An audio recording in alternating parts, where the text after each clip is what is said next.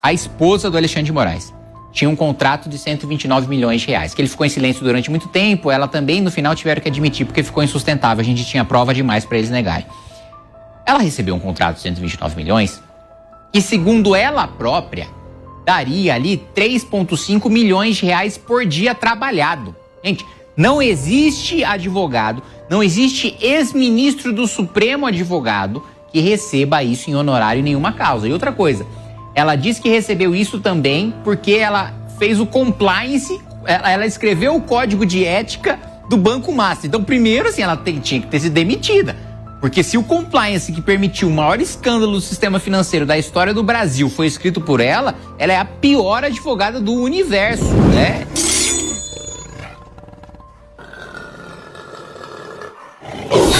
Uma outra área que o senhor também tem acompanhado muito, deputado, que é a CPMI do INSS, chegando ao fim agora no dia 26 de março. O senhor ainda como suplente tem atuado muito lá dentro dessa investigação que agora começa a ganhar um espaço, a história também do Banco Master.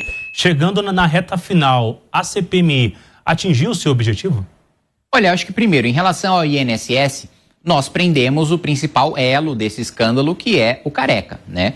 E tudo indica que por causa dessa prisão e dele não aguentar mais essa prisão, ele também não aguentar o fato de que a gente foi para cima da lavagem de dinheiro promovida pela sua esposa e pelo seu filho, ele negocia essa delação premiada, né? Ao mesmo tempo, acho que a gente deu respaldo e força para a Polícia Federal ir para cima de um escândalo cheio de interesses políticos, né? O senador Everton Rocha, do PT do Maranhão, vice-líder do governo Lula, foi o primeiro citado nas investigações, inclusive foi um furo da Jovem Pan que eu repliquei e que fui processado no Supremo Tribunal Federal por isso, né? Era uma reportagem que eu fiz o levantamento, então era nossa a reportagem.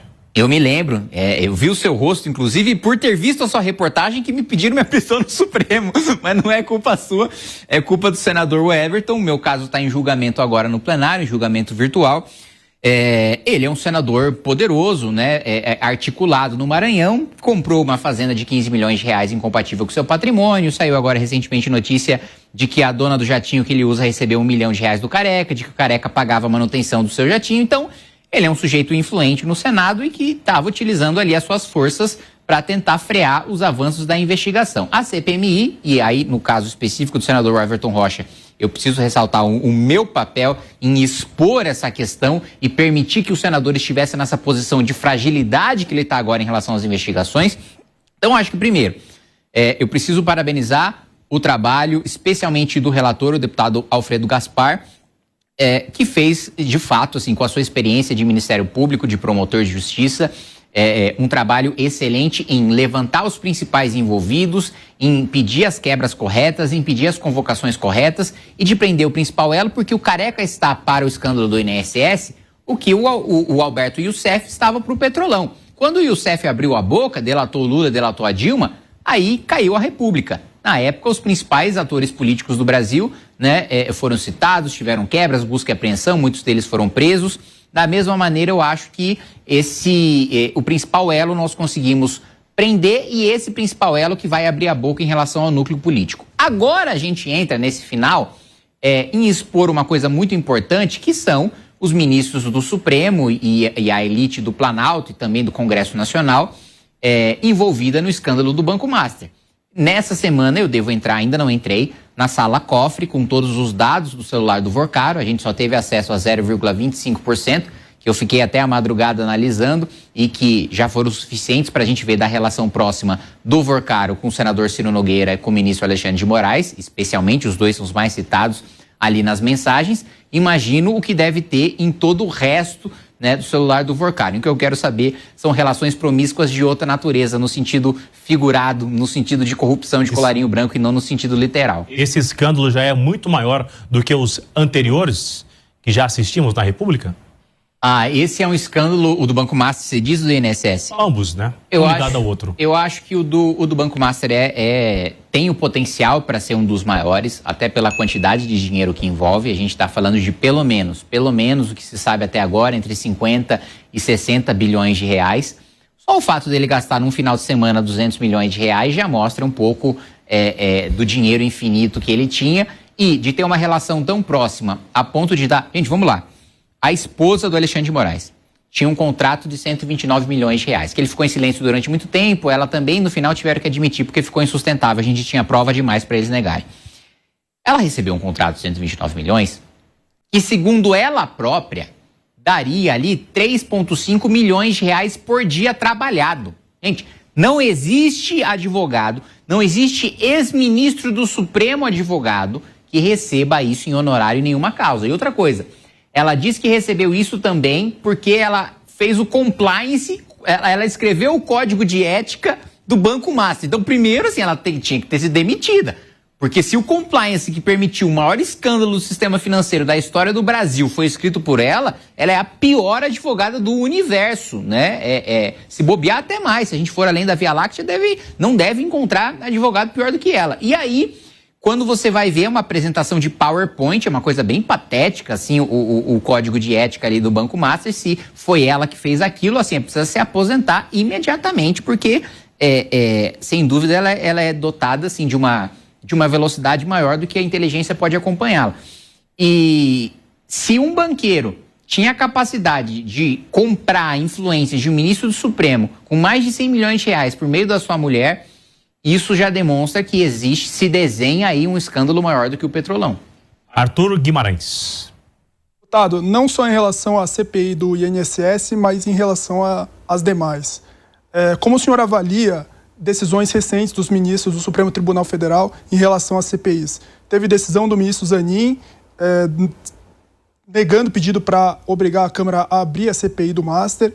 Teve decisão do ministro Mendonça desobrigando familiares do Toffoli a prestar depoimentos. Teve ministro Flávio Dino e decisão do ministro Gilmar Mendes suspendendo quebras de sigilo. Como o senhor avalia essas decisões?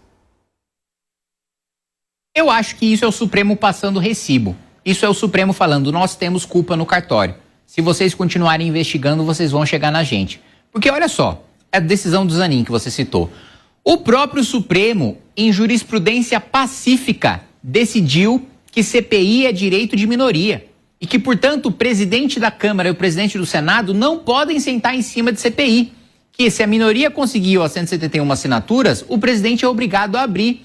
Esse foi um precedente construído agora, em 2020, na Covid, na CPMI da Covid, né? O presidente do Senado não queria abrir, era o Rodrigo Pacheco, salvo engano na época, a oposição tinha assinatura, recorreu ao Supremo, o Supremo deu uma decisão agora de que isso é direito de minoria e a decisão do Supremo estava certa.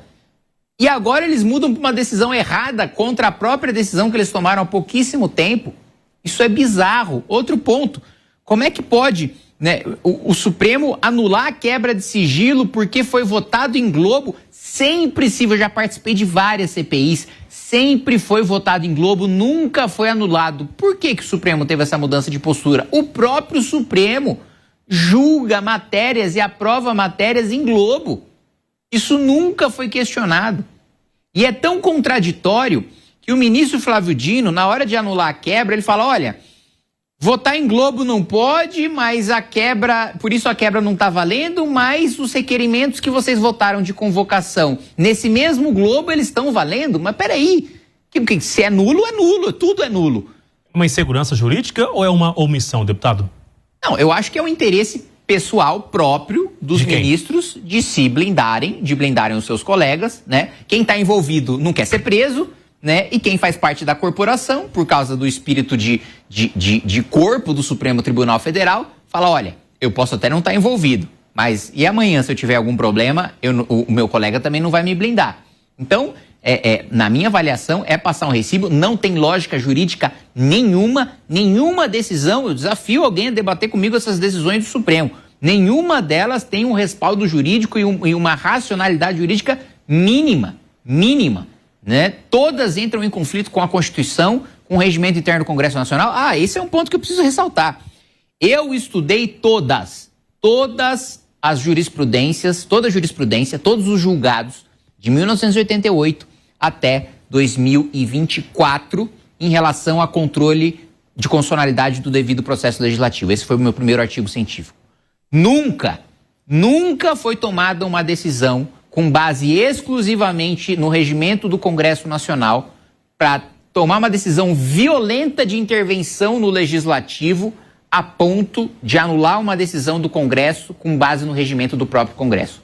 Pela primeira vez na história, o ministro Flávio Dino fez isso. Agora, Alcolumbre já foi reeleito, já esteve no comando do Congresso Nacional e Hugo Mota foi eleito recentemente. Como a história se lembrará de ambos?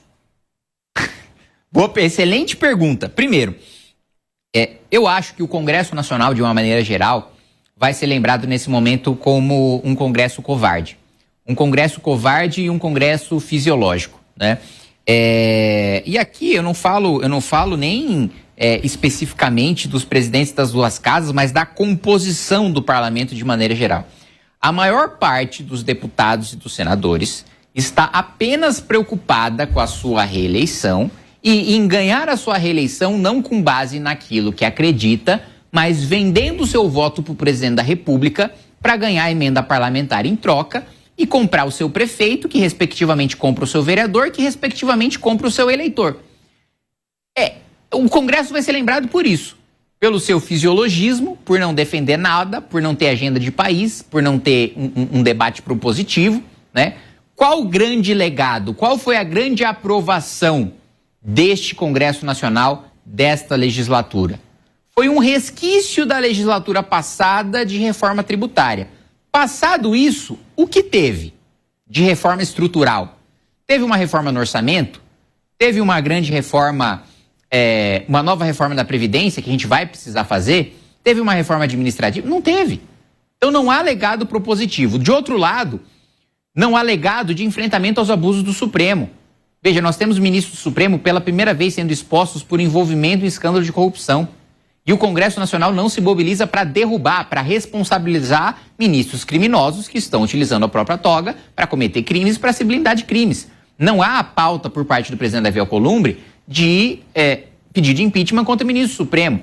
E a maior parte dos senadores bolsonaristas, eles dizem defender o impeachment de ministro Supremo, mas votaram no Davi Alcolumbre, que já dizia em campanha, se tiver 81, palavras do Davi Alcolumbre, se tiver 81 senadores a favor de impeachment de ministro Supremo, eu não pauto. Ele dizia isso em campanha. Aí o bolsonarista dá discurso para fora, para enganar o eleitor, dizendo que é um senador macho que está lá para enfrentar o Supremo, dá discurso bravinho da tribuna e depois vota no Davi Alcolumbre em troca de cargo em comissão e na mesa diretora. Essa é a realidade que a gente vive hoje. E a pergunta do Matheus Dias. Deputado, nessa mesma linha, você fala de talvez falta de coragem. Nesse ano eleitoral, a gente tem pautas que são populares, como a pauta, por exemplo, do fim da escala 6x1, diminuição da jornada de trabalho, assim como foi a pauta da quebra do imposto de renda para quem ganha até R$5.000, da redução para quem ganha até 7.350. Pautar ou votar essas pautas no Congresso hoje favoráveis entra nessa linha de tentativa de reeleição e deixar de pautar outras, como no caso de uma CPI específica do Master, também entra nessa de não querer mexer num vespeiro ali num ano eleitoral? Eu vou começar pelo final, porque eu acho mais importante.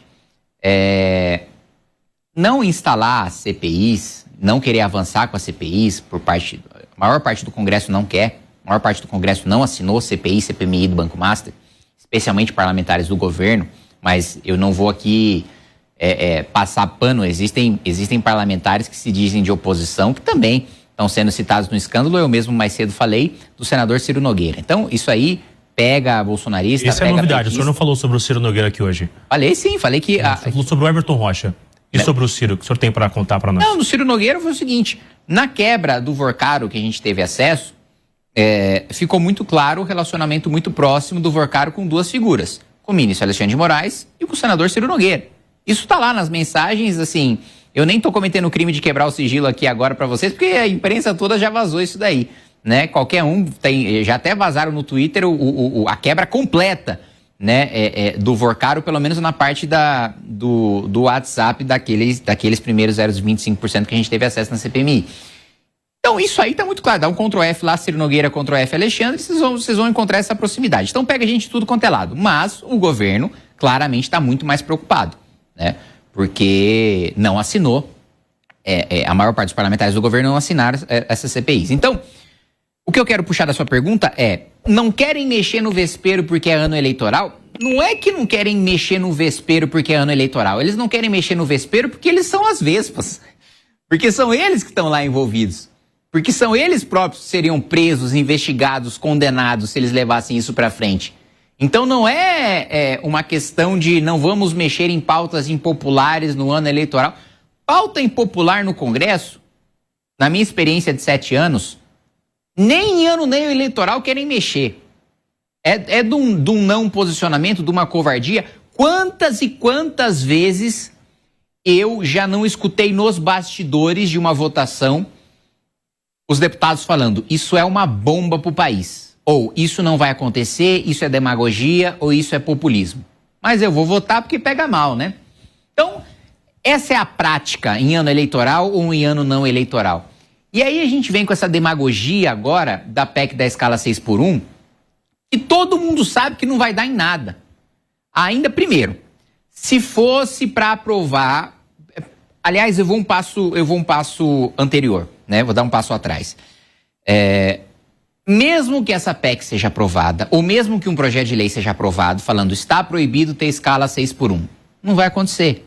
Não vai acontecer porque a realidade da lei não dialoga com a realidade econômica, né? O mesmo já tentou ser feito 10 anos atrás com a PEC das domésticas. Falaram, olha, toda doméstica vai ter direito trabalhista. 10 anos depois, o que aconteceu? Continuaram sem ter, foram ainda mais para a informalidade, não adiantou absolutamente nada, porque foi uma lei que não foi desenhada com base na realidade econômica. Da mesma maneira, a PEC da escala 6x1. Mas vamos supor, né? Eu vou fazer uma concessão aqui para o PSOL e para o PT. Eu concordo com vocês. Essa PEC vai acabar com a escala. Uma lei vai acabar com a escala 6x1, sem a gente mudar a produtividade e realidade econômica. Se eles realmente quisessem acabar, eles mandavam um projeto com urgência para acabar, não precisava ser PEC. PEC precisa passar por CCJ, comissão especial, 308 votos em 2 turnos na Câmara, depois 2 turnos no Senado.